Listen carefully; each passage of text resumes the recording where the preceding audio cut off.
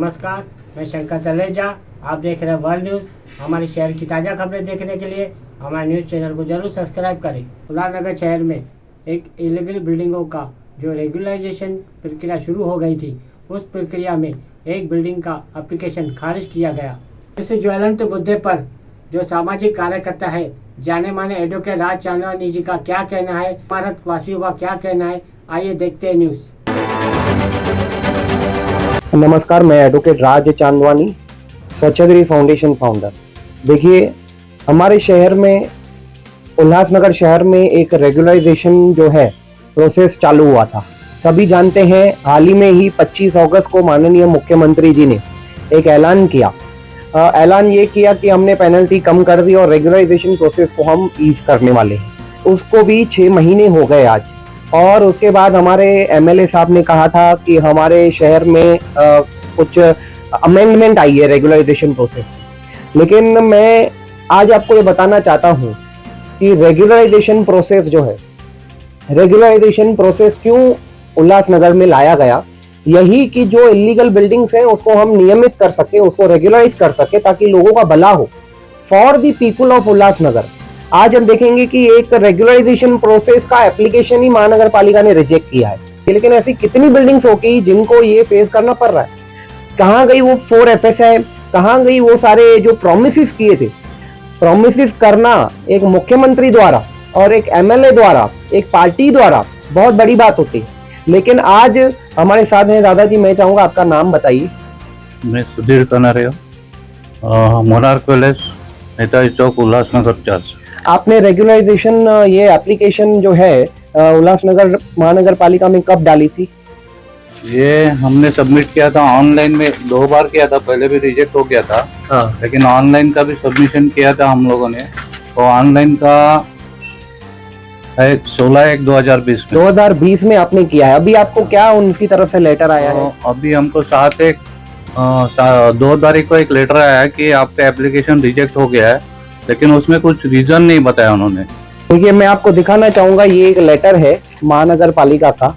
ये लेटर है, सिर्फ उसमें दिखाया गया है कि आपका जो है रिजेक्ट किया गया है एप्लीकेशन। उल्लासनगर सिटी के लिए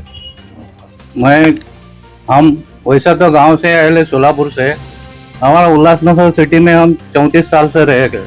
Ulhasnagar is a special city, specific है इंडिया में, not only in Maharashtra. India में एक स्पेसिफिक है, उसका स्पेशल इम्पोर्टेंस है, उसका स्पेशल हिस्ट्री है। उल्लास मीन्स हैप्पीनेस, आनंद। जहाँ आनंद मिलता है, आदमी लोग आनंद से रहे, हैप्पी रहे और सुखी और समृद्ध रहे। नाम ही उल्लासनगर का ऐसा दिया है कि आनंदी सिटी, आनंदी शहर होना चाहिए। उल्लासनगर सिटी में हमारा 22 स्कूल है गवर्नमेंट का, उस इतना स्टैंडर्ड तरीके से नहीं चल रहे हैं।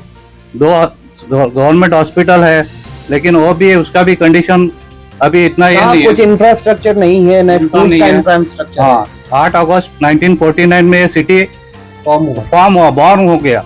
तो उसको अभी लगभग 73 ईयर्स हो गए, 7 दशक हो गए इसको। तो 7 दशक होने के बाद जो इम्प्रूवमेंट दिखना चाहिए वो नहीं दिख रहा है। बिल्कुल तो बेसिक फैसिलिटीज कहाँ है? लाइट है 24 आवर्स, लाइट नहीं है, पानी नहीं है, वो तो है।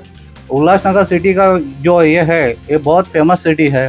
यहाँ आज पूरा इंडिया से, महाराष्ट्र से लोग चीज़ें खरीदने के लिए आते हैं, जैसा वेडिंग शॉपिंग के लिए, फर्नीचर मार्केट के लिए, इलेक्ट्रिकल मार्केट के लिए, गारमेंट के लिए।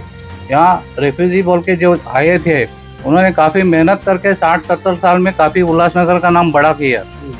उसमें मार्केट में बहुत सारी जो फर्नीचर है, गारमेंट मार्केट है, स्टील मार्केट है, या इलेक्ट्रिकल गुड्स है, पापड़ लोंचा जैसा जो होम में दररोज यूज़ होने वाली जो चीज़ें आम आदमी की, वो काफ़ी सस्ती।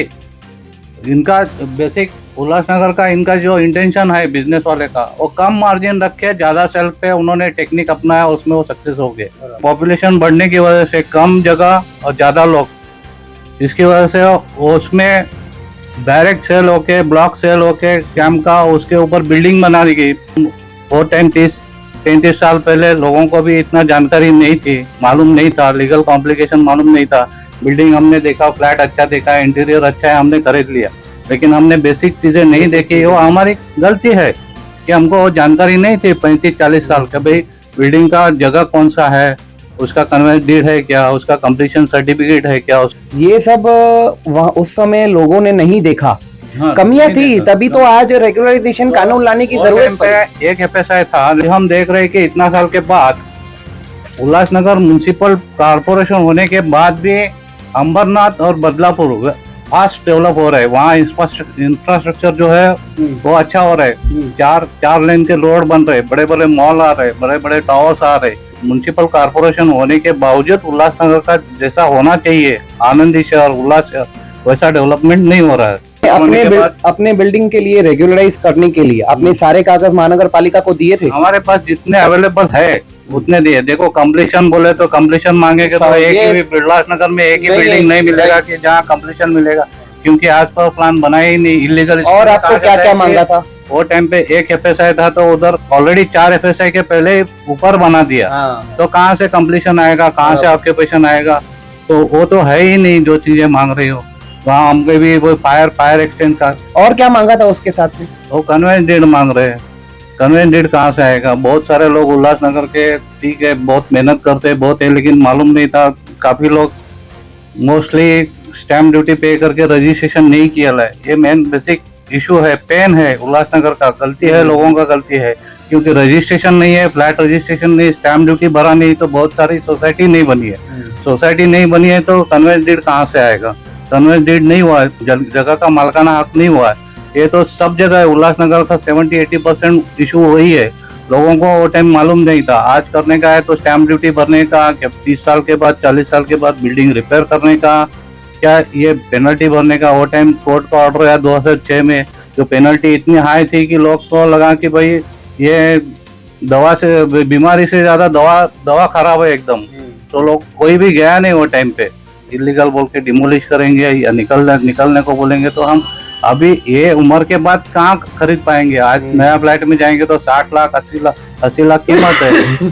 तो इसका जो फायदा है ये लोगों के लिए भी कुछ होना चाहिए। इलीगल जो बनाया हो गया, खरीद किया, उसके ऊपर सोल्यूशन बोल के 855 का इसमें उसमें जो बेनिफिट मिलना चाहिए वो क्यों नहीं मिल रहा है, वो हमको तकलीफ है। इनकी बिल्डिंग में रेगुलराइजेशन के लिए डाला था। अब रेगुलराइजेशन के लिए डाला, ये कानून बनाया इसके लिए बनाया था कि लोग जो आएंगे रेगुलराइज करवाएंगे। रेगुलराइजेशन प्रोसेस में इनको महानगर पालिका से लेटर आ रहा है कि आपका जो है ये रिजेक्ट किया गया है, बट उसमें आगे कुछ नहीं लिखा। 2006 से जब रेगुलराइजेशन एक्ट पास हुआ था 2005 या 6 में, तब से लेकर अब तक जो सर्वे अभी माननीय मुख्यमंत्री जी ने रिसेंटली जो सर्वे कमेटी बनाई थी, उसमें उन्होंने कहा है कि वहां पर लोग नहीं आए थे रेगुलराइज करने। क्यों नहीं आए रेगुलराइज करने के लिए? उसका कारण आपने जाना। अब भी अगर इतना समय हो चुका है, रेगुलराइजेशन स्टार्ट हो चुका है 2019 से, अगर अब भी अगर लोग नहीं आ रहे तो उसका कारण आपने जाना। ये क्यों नहीं सर्वे किया जा रहा है? और ये जो लोग डाल रहे हैं उनका रेगुलराइजेशन हो नहीं रहा है। अभी इनके बिल्डिंग में कितने फ्लैट्स हैं सर? आपके बिल्डिंग 39 फ्लैट्स अगर रेगुलराइजेशन के अप्लाई करते हैं, सब कुछ रेडी है, सब करना चाहते हैं, नियमित करना चाहते हैं, कानून का फायदा लेना चाहते हैं, और अभी ये 39 फ्लैट्स कहां जाएंगे अगर रेगुलराइज नहीं करेगी महानगर पालिका? देखिए, हर चीज अगर आपको समझो पेपर्स में अगर ओके मिलेगी 100 आउट ऑफ 100, तो फिर रेगुलराइज करने की क्या जरूरत हो? Regularisation of unauthorised properties of Ulhasnagar act का नाम ही यही है। इस विषय में हमारे उल्लासनगर के जो एमएलए साहब हैं वो क्यों नहीं आगे आकर बोलते? ये क्लैरिफिकेशन क्यों नहीं दी जा रही है लोगों को? हमारे शहर में महानगर पालिका के जितने भी कॉर्पोरेटर्स हैं, मेयर साहब हैं, जो भी, अगर उनका टर्म खत्म हुआ है तो उनका अब ड्यूटी बनती है कि मीडिया के आगे अब लोगों को आके हेल्प करिए। ये जो ड्रॉबैक्स है कानून पे, हम चाहते हैं महानगर पालिका के कमेटी में बैठकर मैं उनको राइटिंग में दूं सब, ताकि उनके ऊपर एक रिपोर्ट बना सके कमिश्नर साहब। हमारे एमएलए साहब तो नहीं भेज रहे हैं वहां पर, कमिश्नर साहब अगर भेजते हैं वहां पर तो शायद सरकार सुने। इसके ऊपर हम चाहते हैं हमारे उल्लासनगर के एमएलए साहब जो हैं ये सारी चीजें क्लियर करें। पूरा उल्लासनगर चाहता है कि ये प्रोसीजर को पूरा ईज किया जाए। और ये जो डॉक्यूमेंट्स आप मांगते हैं, आप कहते हैं कि लिस्ट बनाकर दे रहे हैं, उसके बारे में आप लोगों को अवेयरनेस करिए, कैंप्स लगाइए, बताइए कि ये कागज क्यों जरूरी है। जितने कागज हैं उनमें से भी आप उनको रेगुलराइज करके दीजिए। अगर आप इतनी कंडीशंस रखेंगे, आप हर चीज मांगेंगे जो कि उनके पास है नहीं, और जो लोग जो है वो रेगुलराइज कर ही नहीं सकेंगे, फिर ये कानून आखिर उल्लासनगर शहर में आया किसके लिए है? अगर आप कह रहे हैं 4 FSI मिली है, क्लस्टर डेवलपमेंट की बात कर रहे हैं, तो ये अगर बिल्डिंगों को रेगुलराइजेशन करके नहीं मिलेगा तो ये किसके लिए कानून है? ये किस उल्लासनगर शहर में किस वजह से कानून लाया गया है? फिर हम मांग करते हैं हमारे उल्लासनगर के MLA साहब से और महानगर पालिका से, क्योंकि ये दोनों का कर्तव्य बनता है ये सब चीजें। और ये न जाने कितनी बिल्डिंगें होंगी जिनका रिजेक्ट किया होगा। और मैं सारी इस न्यूज चैनल के माध्यम से मैं सारे लोगों से कहूंगा जिनके भी रिजेक्ट हुए हैं रेगुलराइजेशन प्रोसेस का, अगर ऐसे लेटर्स आपके पास आए हैं तो हमारे नंबर पर कॉल करें, हमें भेजें लेटर और हमसे हमारी संस्था से मुलाकात करें। हम आपको अब भी कह रहे हैं कि आप आए हमारे पास, हम आपकी मदद करेंगे और हम इस विषय में भी कमिश्नर साहब से जल्द मुलाकात करेंगे। ये रेगुलराइजेशन प्रोसेस जो है उसको ईज करना, हम क्यों कहते हैं बार बार पेनल्टी माफ की जाए, पेनल्टी माफ की जाए, क्योंकि यहाँ लोग नहीं भर सकते हैं पेनल्टी। इस विषय में हमारी संस्था ये रिक्वेस्ट करती है कि इस प्रोसीजर को ईज किया जाए और जिनके पास डॉक्यूमेंट्स नहीं है उनको भी रेगुलराइज करके मिले, क्योंकि वो काफी सालों से वो बिल्डिंग में रहते हैं, लोग वो बिल्डिंग में रहते हैं, वो कॉमन पीपल हैं, वो अपना घर का खर्चा जो है कैसे निकालते हैं वो उनको पता, वो मिडिल क्लास लोग हैं, स्ट्रगल करने वाले लोग हैं, वो रहते हैं। इसलिए उनकी मदद करने के लिए हमारे MLA साहब महानगर पालिका को आगे आना चाहिए। आप उनको प्रोसीजर पूरा ईज करके दें और जो डॉक्यूमेंट्स की बार बार मांग हो रही है, आपके पास ये डॉक्यूमेंट नहीं है, हम आपकी एप्लीकेशन रिजेक्ट कर रहे हैं, ये सब नहीं होना चाहिए। नहीं तो रेगुलराइजेशन प्रोसेस सिर्फ एक नाम का प्रोसेस रह जाएगा उल्लासनगर शहर में। और हमारी लड़ाई जो है वो हमारी संस्था की लड़ाई है, पेनल्टी माफ होनी चाहिए। लेकिन अब ये नई बात आ गई है कि आप एप्लीकेशन भी रिजेक्ट कर रहे हैं, तो फिर वो बनाया क्यों कानून? सबसे बड़ा सवाल यह है। इसलिए हम भी जाएंगे महानगर पालिका को एक पत्र लिखते हैं अपनी संस्था की तरफ से और मैं लोगों से कहूंगा अगर आपको ऐसे एप्लीकेशन आई हैं तो हमारे पास जरूर मिले। बहुत बहुत धन्यवाद।